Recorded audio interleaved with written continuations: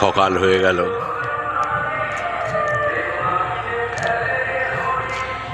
এই জঙ্গলের বাড়িতে আমরা রাতটা খুব ভালোই কাটালাম।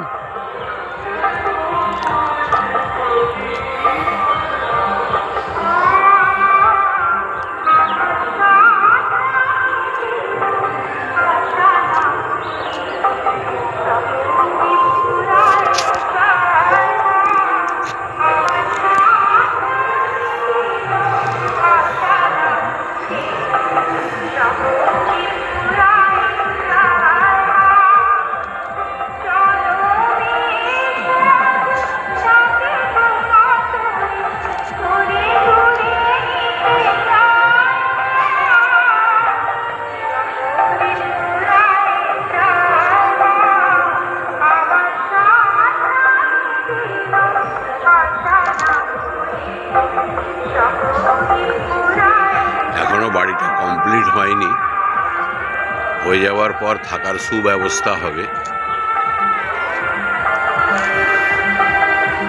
আমরা বাবা বানেশ্বর দর্শনে যাব। এখানে বাবা বানেশ্বর আছেন। আপনারা চাইলে এখানে এসে থাকতে পারেন এবং বাবা বানেশ্বরের দর্শন করতে পারেন। ঘন জঙ্গলের মধ্যে থাকার আনন্দই একটা আলাদা। নির্মল বাতাস, হালকা হালকা ঠান্ডা পড়েছে এখানে, হালকা হালকা চারিদিকে কুয়াশাও পড়েছে। চারিদিকে মাইক বাজছে, গান হচ্ছে, কোনটা শুনবো আর কোনটা শুনবো না। অপূর্ব এই গ্রামটা, ঘন জঙ্গলের মধ্যে এই গ্রামটা, চারিদিকে শুধু জঙ্গলই জঙ্গল, যেদিকে তাকাই সেদিকেই শুধু জঙ্গল। তার মাঝে মাঝে কিছু বাড়ি। আগে সব মাটির বাড়ি ছিল, বন্যায় পড়ে যাবার পর সবাই এখন ধীরে ধীরে পাকা বাড়ি করে নিচ্ছে।